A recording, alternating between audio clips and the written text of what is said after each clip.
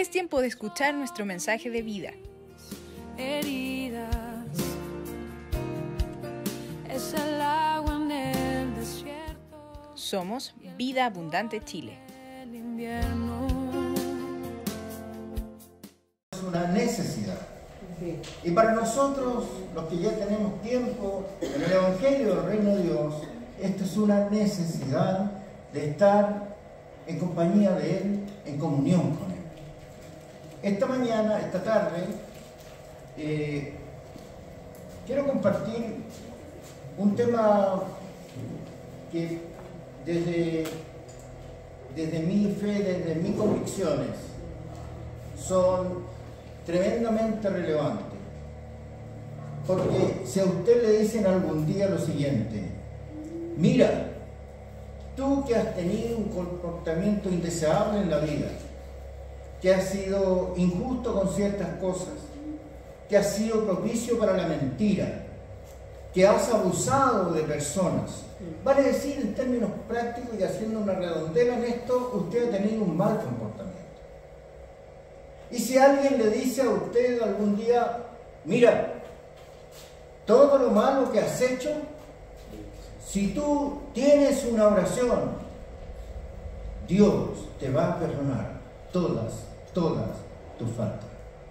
Y nunca, pero nunca más me acordaré de tus pecados. ¿Cómo usted reaccionaría si alguien le dice a usted tamaño desafío de fe, de creer? Porque lo que le dicen es una propuesta. Usted tiene la opción de tomarla o dejarla. Bueno, el tema de hoy día es lo que dice ahí: el nuevo pacto. Nuestro Padre Celestial, en su amor profundo, quiso ordenar algunas situaciones que estaban no en desorden, sino que estaban mal hechas, mal planteadas, y el pueblo no estaba obedeciendo. Hablo del pueblo de Israel. Voy a leer el texto de algunos pasajes de lo que voy a desarrollar, de Hebreos 8, que pueden ir al libro de Hebreos 8, desde los versículos 1 en adelante. Pero quiero partir con el número 1, que dice así. Ahora bien, dice, el punto principal de lo que venimos diciendo aquí, el que está, teóricamente, se dice que es el apóstol Pablo, el que escribió el libro de los Hebreos, pero no tiene confirmación esto, solamente es un supuesto de que él fue el que escribió el libro de los Hebreos. Y dice, el punto principal de lo que venimos diciendo es que tenemos tal sumo sacerdote. Presten atención a esa palabra, que luego vamos a concluir con algo muy importante. Tal sumo sacerdote, el cual se sentó a la diestra del trono de la majestad en los cielos. Parece inentendible esto, ¿no? ¿Quién es un sacerdote? Claro, si usted se va a ver, y de acuerdo a nuestra cultura, ¿quién es un sacerdote? Un cura. ¿Ah? Un cura, ¿no? ¿Sí o no? Sí. Que anda con sotana, algunos. Yo me acuerdo que cerca donde vivíamos antes, cuando era chico, había unos curas que andaban de café. Eran franciscanos. Y andaban con hojotas, con chala, no sé por qué eso. Es raro. Bueno, pero ese tipo de cura no es la representación de lo que la Escritura nos está diciendo acá en el primer capítulo, el primer versículo del capítulo 8. No es ese sacerdote. Aquí dice, el autor dice algo tremendo, dice: el punto principal de lo que venimos diciendo es que tenemos tal sumo sacerdote, es decir, un sacerdote de tal magnitud, de tal alcance, de tanta autoridad. Eso es lo que está refiriéndose el texto, ¿no? El cual se sentó a la diestra del trono. Aquí hay que identificar qué es la diestra. ¿Qué es la diestra para usted? La derecha, ¿verdad? Es decir, a la derecha del trono hay un gran sumo sacerdote. Eso es lo que está diciendo la Escritura, para que usted vaya comprendiendo. Vamos a hablar de cosas bastante históricas aquí, ¿no? Por tanto, este sumo sacerdote que está a la diestra del trono, dice, y mira cómo el autor trata de expresar verbalmente la magnitud de lo que él está tratando de describir. Dice, del trono de la majestad en los cielos. ¿Quién es una majestad? Un rey, el que tiene máxima autoridad.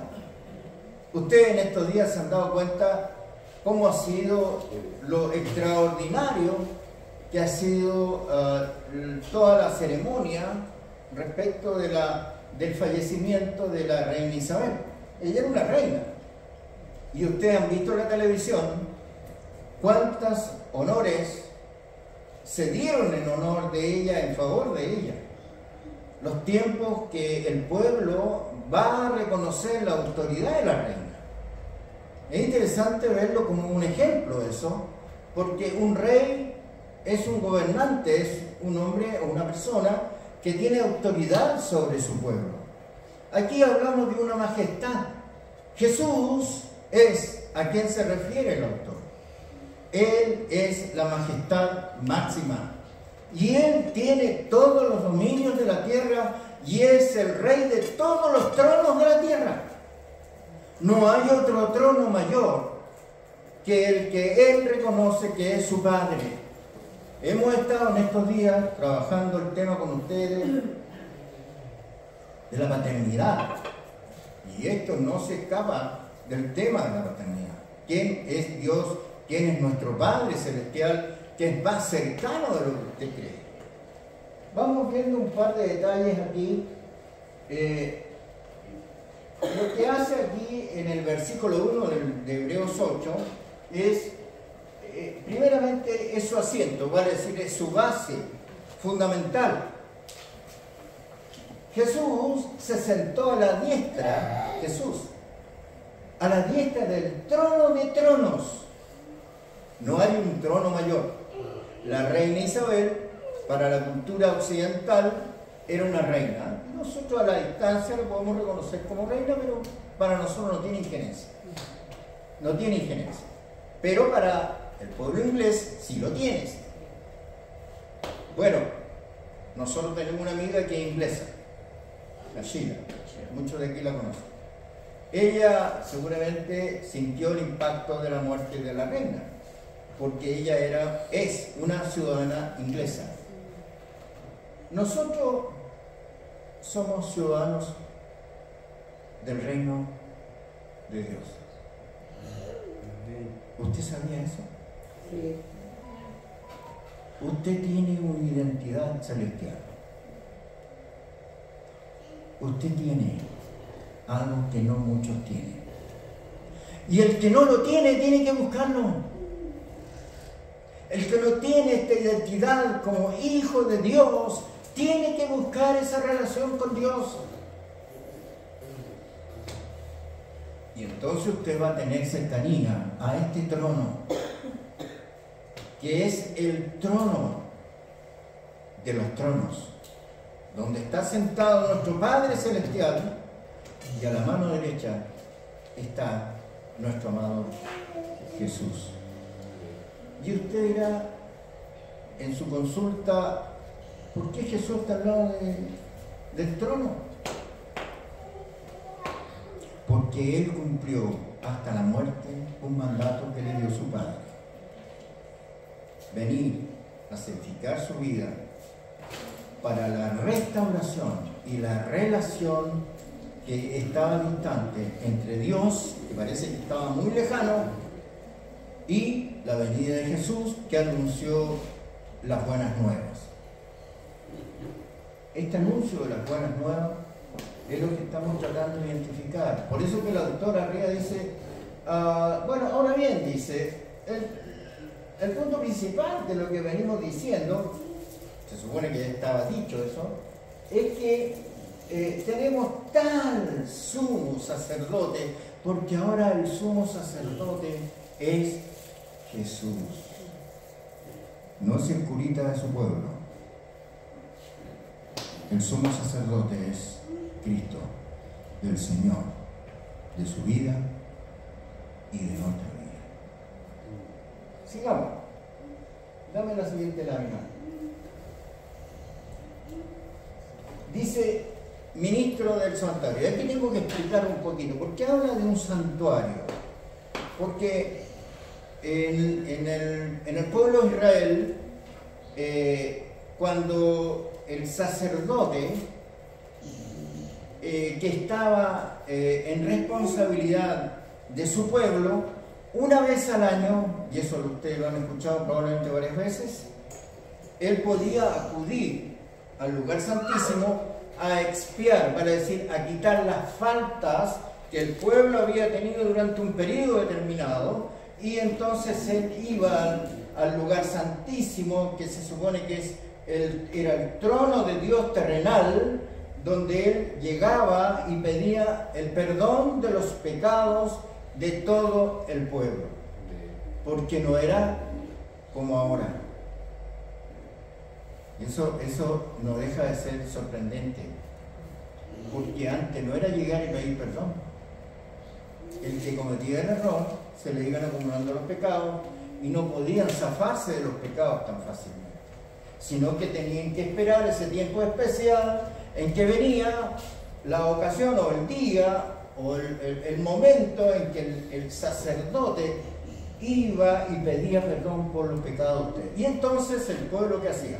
El pueblo de Israel quedaba feliz porque el sacerdote había pedido el perdón de los pecados del pueblo. Pero ¿cuál era el problema de este fenómeno que se vivía en aquellos días? Es que después de que se pedían perdón, probablemente a los pocos días volvían a cometer errores y volvían a llenarse de una conciencia de difícil comportamiento. Y esto es lo que pasaba fundamentalmente en el pueblo judío, entre el pueblo judío. Entonces, en estas condiciones se habla del sumo sacerdote, que es un sumo sacerdote terrenal. Pero aquí yo estoy hablando del sumo sacerdote celestial, el Hijo de Dios. Él es el que verdaderamente nos otorga todo el perdón, porque Él nos ayuda a sacar los pecados de nuestra conciencia. ¿O usted no se ha sentido atormentado por alguna situación que usted cree que es indigna, que ha cometido, o que ha sido un error cometido, aunque usted no haya conocido al Señor?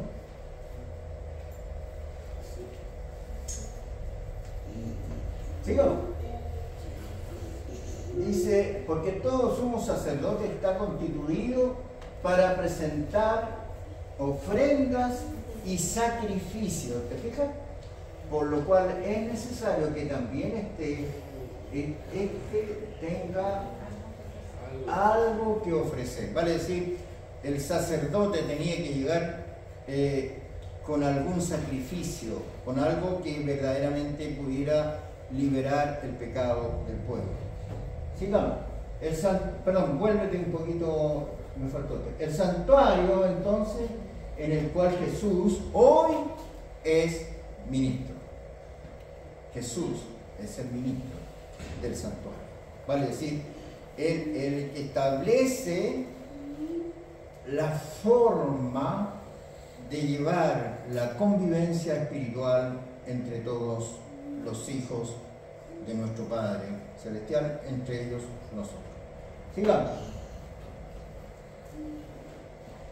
El versículo 4 y 5 de Hebreos 8, siempre estoy en el libro de Hechos, dice, así que si estuviese sobre la tierra, ni siquiera sería sacerdote, habiendo aún sacerdotes que presentan las ofrendas según la ley.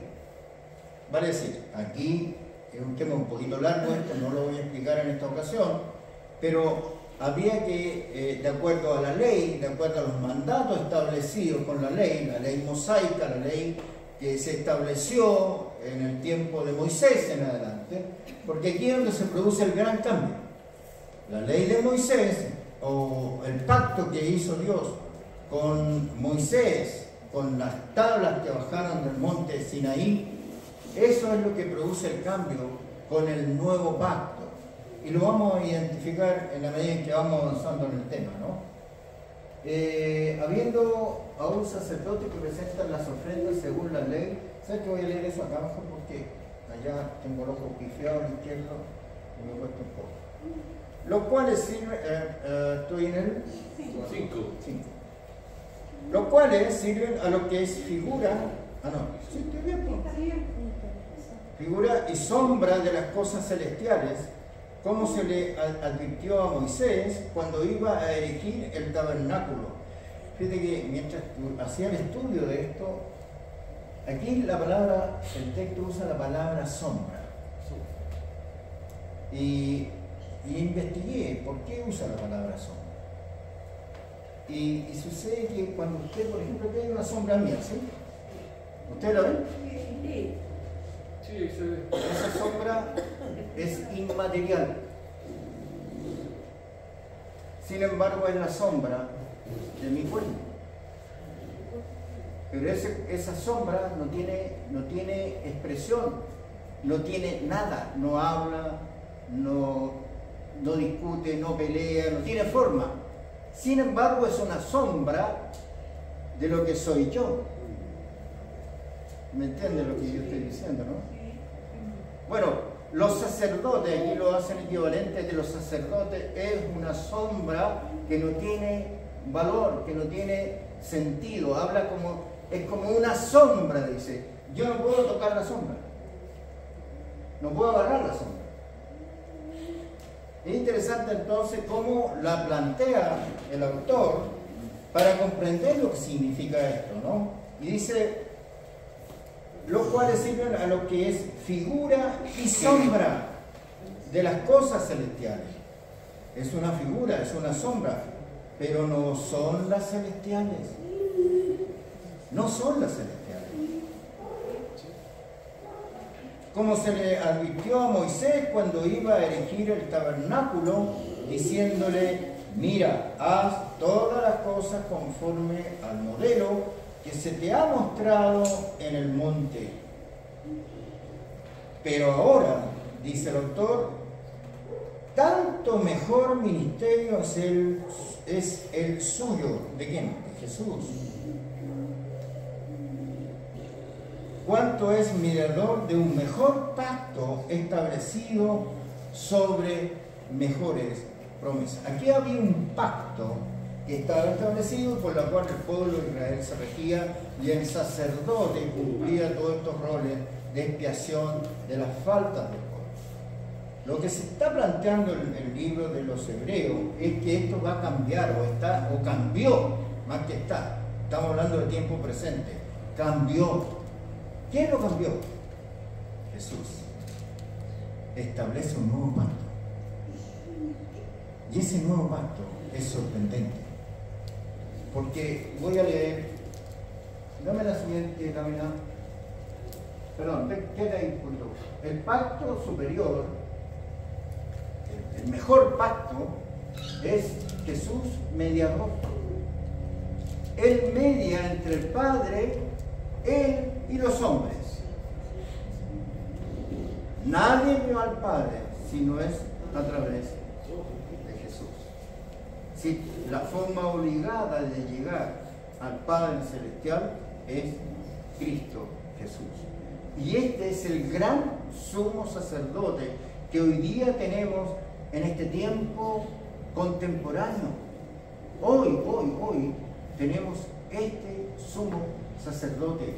Por eso es que el poner la vida bajo la autoridad de Jesús es algo tremendamente valioso, tremendamente próspero, cuando usted obedece el mandato que Dios quiere para su vida. Sigo. Perdón, dámela de nuevo, por favor. La palabra mediador es alguien que actúa entre dos personas. No habría ninguna forma de mediar si no hay otro interlocutor que usted pueda discutir o hablar con él y mediar algo. Mira lo que dice Éxodo 20, 19. Lo voy a buscar para que podamos comprender con mayor precisión lo que estoy explicando. El énfasis final mío está, hermanos, en el versículo 12 y 13. Este es un preámbulo. ¿Qué dice el 20:19? Dice: y dijeron a Moisés: habla tú con nosotros y nosotros oiremos, pero no hable Dios con nosotros para que no muramos. ¡Oh! Sabía que había una conducta indeseable de ellos con Dios. Entonces, medio pillines esto, dijeron: Moisés, hablemos nosotros mejor. Seamos más terrenales, no seamos tan espirituales, no ascendamos tanto en nuestra mediación. Querían llegar a un acuerdo. El pueblo de Israel quería llegar a un acuerdo con Moisés, seguramente acerca de lo duro que eran los 10 mandamientos y la forma que tenían de vivir la vida en aquellos días, ¿no? Dame ahora la siguiente lámina. Y aquí un concepto que yo identifico, ¿no? En el versículo 7 dice: porque si aquel primero hubiera sido sin defecto, habla del primer pacto, que hubiese sido perfecto, sin defecto, dice, ciertamente no se hubiera procurado lugar para el segundo. Claro, si tú haces algo perfecto, ¿por qué necesitas mejorar lo perfecto? Lo perfecto es perfecto, es impecable, es sin mancha, inmaculado, perfecto, no tiene duda. Eso es lo perfecto. Hoy día nosotros, los hombres, en este tiempo, creo que padecemos de una enfermedad: la falta de perfección en todas las cosas que tú hagas. A todo nivel, ¿eh? Yo te digo, el padre falla como padre, la madre falla como madre, el trabajador falla como trabajador, los cristianos fallamos como cristianos. Fallamos como cristianos, porque no hacemos las cosas como Dios manda que hagamos, las hacemos según nuestros criterios, hacemos las cosas a nuestro gusto. Y cuando hacemos las cosas a nuestro gusto, estamos faltando a lo que Dios quiere que hagamos. Dios quiere lo mejor para ti y para mí, y desea que tú seas obediente a sus mandatos. El tema es que nosotros hacemos las cosas según creemos. Y esa creencia, ¿de dónde viene? ¿De dónde nace? Nace de lo que la cultura tuya tienes aquí metida en tu mente.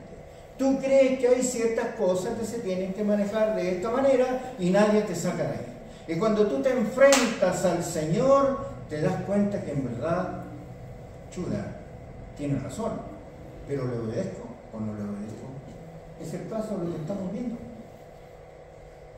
Cuando estoy leyendo acá en Éxodo 20:19, el pueblo le está diciendo a Moisés: oye, conversemos entre nosotros mejor, que somos terrenales.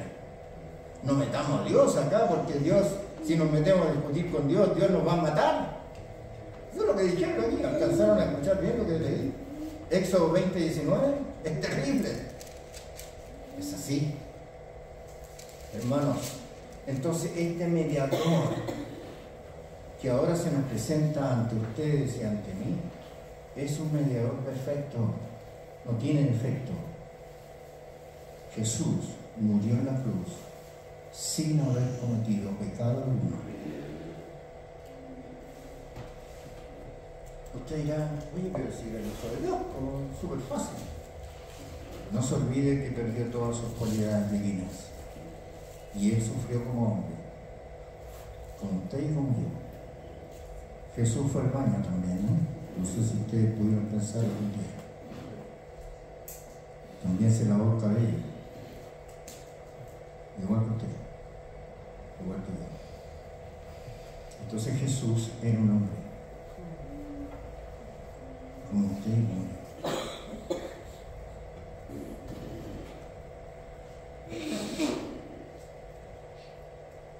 Como dice ahí, no se hubiese procurado lugar para el segundo, porque reprendiéndoles, dice: he aquí vienen días, dice el Señor, en que estableceré con la casa de Israel y la casa de Judá un nuevo pacto. Aquí podría caer una nueva explicación. Estas dos tribus, Israel y Judá, eran las que estaban en el entorno donde se desarrolla toda esta temática. Pero habían 10 tribus de las 12 tribus de Israel que estaban apartadas, lejanas de esta tierra. Así que por eso aquí el autor se refiere a Israel y a Judá. Que es una larga explicación que no hay tiempo para explicar. Sigamos. Perdón, me salté una disculpa. 8 al 12. Quiero leer ese texto porque aquí hay un importante detalle de por qué se va a hacer un nuevo pacto, donde en definitiva están los defectos. Dice el 8: acuérdate del día de reposo para santificarlo. 6 días trabajarás y harás todas tus obras, mas al 7º día es reposo para Jehová tu Dios. No hagas en él obra alguna, tú, ni tu hijo, ni tu hija, ni tu siervo, ni tu criada, ni tu bestia, ni tu extranjero que está dentro de tus puertas. Porque en 6 días hizo Jehová los cielos y la tierra, el mar y todas las cosas que en ellos hay, y reposó en el 7º día. Por tanto Jehová bendijo el día de reposo y lo santificó. ¿Y por qué ahora ha sido tan enfático en declarar todo esto?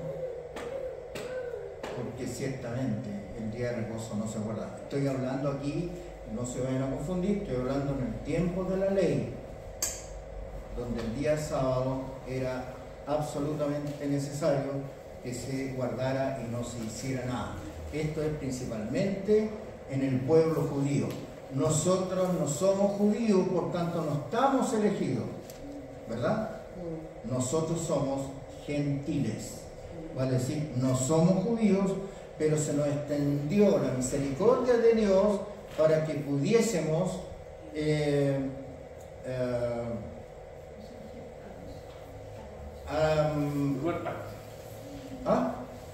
me distraje porque estaba mirando a alguien afuera.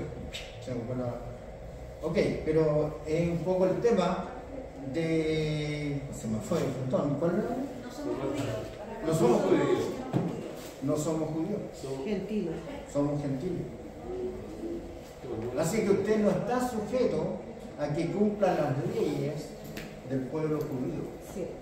Usted hoy día tiene que, el que se convirtió al cristianismo, tiene que obedecer los principios que Jesús enseña que cumplamos. Fundamentalmente eso. Nada más. Dame ahora la siguiente lámina. Ya, yo acabo de leer eso, sí que la paso. Veamos el número 2.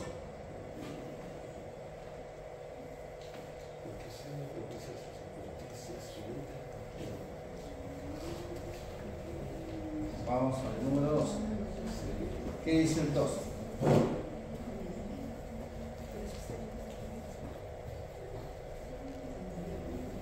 Voy a leer del 10 mejor.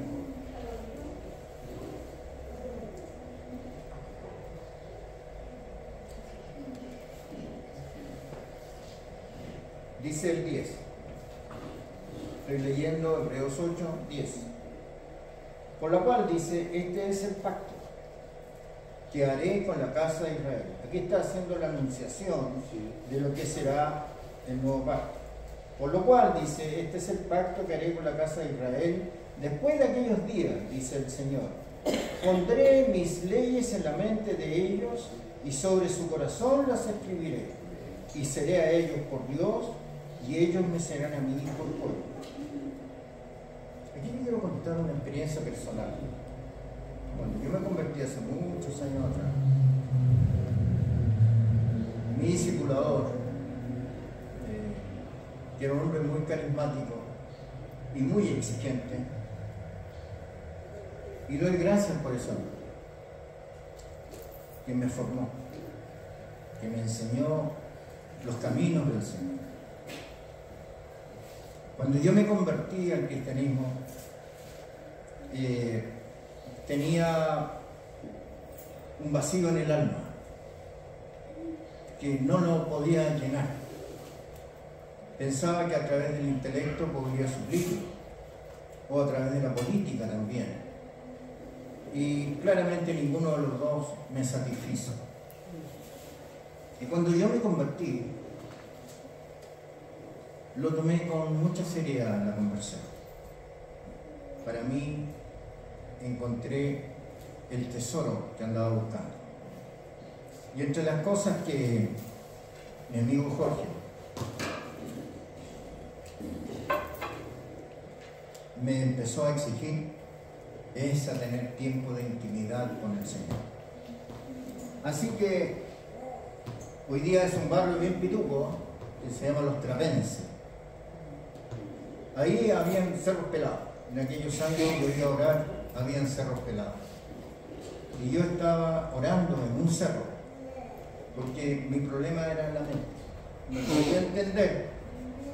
No podía entender cómo es que bastaba una oración para que el Señor perdonara todas mis faltas. Tan simple es, que me sacara el pecado de mi corazón, de mi mente. Entonces, en medio de esta búsqueda de oración, nos íbamos temprano, incluso los días domingos. 7, 8 de la mañana estábamos arriba del cerro y nos dejábamos el auto bien abajo y subíamos caminando el cerro. Y nos distanciábamos, yo y él, a distancia que nos veíamos así de pequeños. Estoy hablando del Cerro Antiguo y todo eso. Y estando ahí orando en una roca, de pronto digo yo, Señor, yo quiero verdaderamente conocer la magnitud de lo que tú eres. Y entonces abro la Biblia en un momento muy especial, muy profundo, del fondo de mi corazón. Y leo el pasaje que yo les acabo de leer.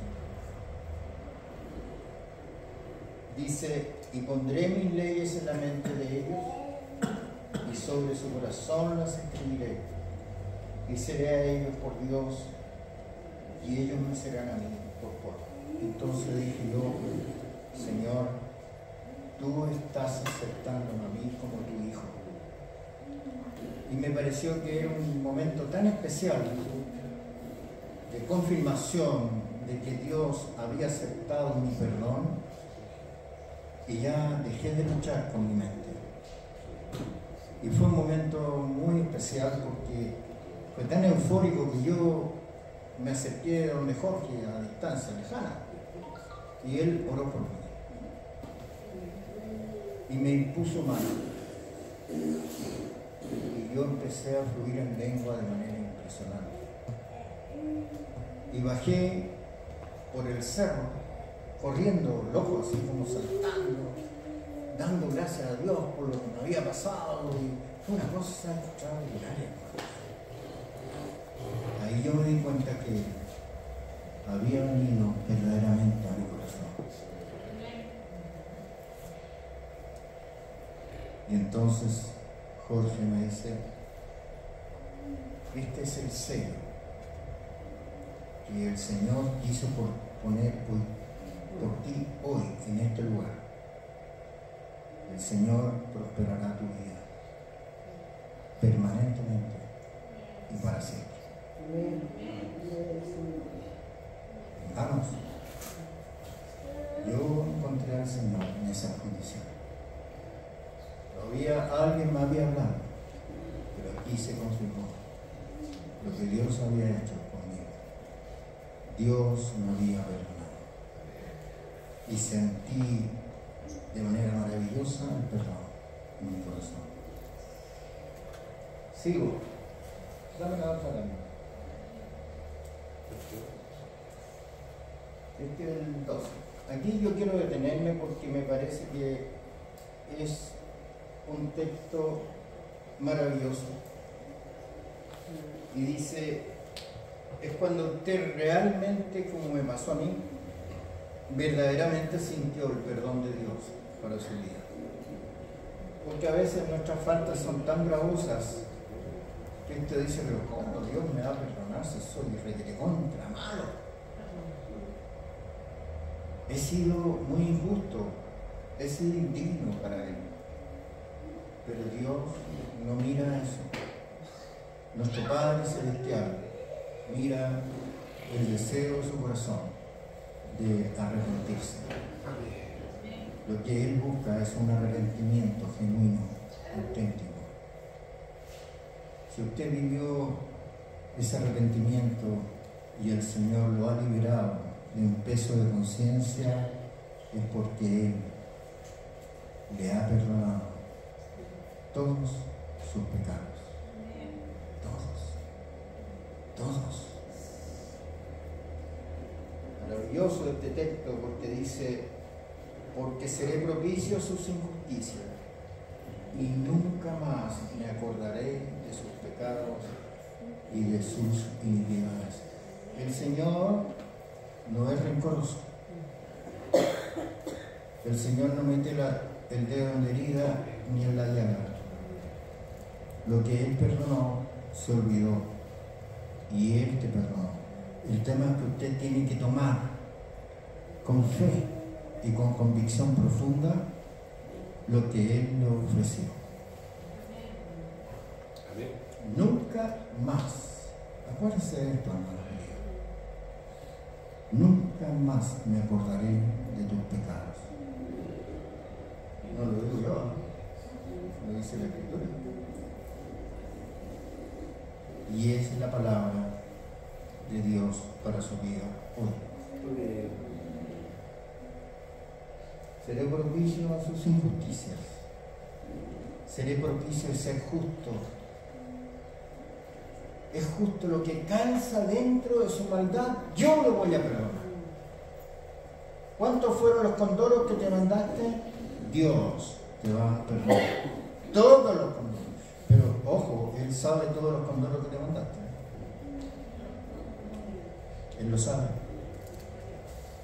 Pero no los va a escarbar para que tú no te sientas mal. Nunca más se acordará de nuestros pecados. Dame la siguiente lámina. Hebreos 13 concluye con esto, dice, al decir nuevo pacto ha dado por viejo al primero,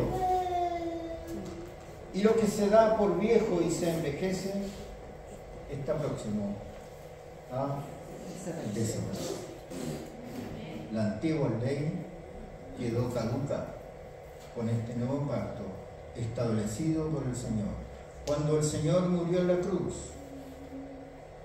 allá en el Gólgota, en el lugar santísimo, se rompió el velo a la mitad, hasta donde llegaba el sacerdote y tenía que pasar ese velo para pedir la expiación de los pecados. Ahora, en ese santuario que ya no existe, porque Él está en el trono de los tronos, Jesús, hoy ese velo se ha roto y Él es el que nos otorga el perdón. Él es el sumo sacerdote. Ya no tenemos que hacer todo este preámbulo de esperar un año para alcanzar el perdón. Se acabó. No hay que pasar por el sacerdote terrenal. Hoy día usted tiene que elevar sus oraciones a nuestro Padre Celestial para que Jesús verdaderamente perdone todas nuestras faltas. Estoy concluyendo, me faltan un par de cositas.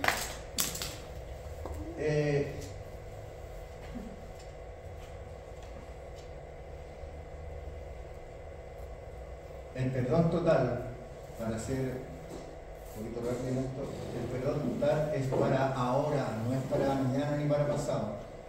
Este viejo pacto concluye cuando el velo del templo se rasga en dos y Cristo consumó su sacrificio. Veamos lo que dice Mateo 27, 50, 51. Vamos a hacerlo rapidito.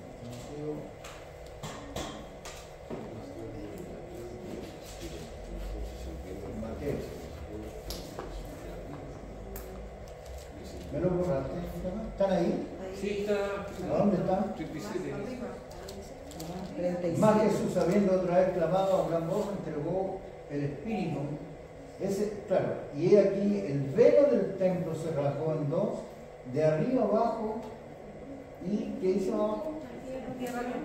Y la tierra tembló, y las rocas se partieron. Se dice, es decir, no es que se dice, es así. Cuando muere Jesús, en el mundo vino una tiniebla espantosa, porque la luz de Cristo se apagó y lo que prevaleció fue la luz, es decir, las tinieblas que dejaron su presencia ante la muerte de la luz de nuestro amado Jesús. Así que esto tiene consideraciones siderales, la muerte de Jesús. Tembló la tierra, las rocas se partieron. Así fue el sacrificio de Jesús cuando acreditó este segundo pacto. Es muy significativo lo que pasó en aquel día. Y después dice, más Jesús dando una gran voz expiró. Entonces, estamos hablando de otro versículo ahí, ¿no es cierto? Sí, mismo. Digamos, el mismo texto. Entonces el velo del templo se rasgó en dos de arriba abajo, y el centurión que estaba frente a él, viendo que después de clamar había expirado, así dijo: verdaderamente este hombre era hijo de Dios. Sin lugar a duda, que Jesús era el Hijo de Dios acá en la tierra. Dame la siguiente lámina y estoy concluyendo. Es más o menos referido a lo mismo, ¿no? Sí. Cuando era como la hora sexta, hubo tinieblas sobre toda la tierra y hasta la hora novena, y el sol se oscureció y el velo del templo se rasgó por la mitad. Entonces Jesús, clamando a gran voz, dijo: Padre, en tus manos encomiendo mi espíritu. Y habiendo dicho esto, expiró. ¿Esa es la última, Jackie, o no? Sí. Falta la conclusión. Hermanos, seguramente este es un tema que necesitamos tiempo de explicación.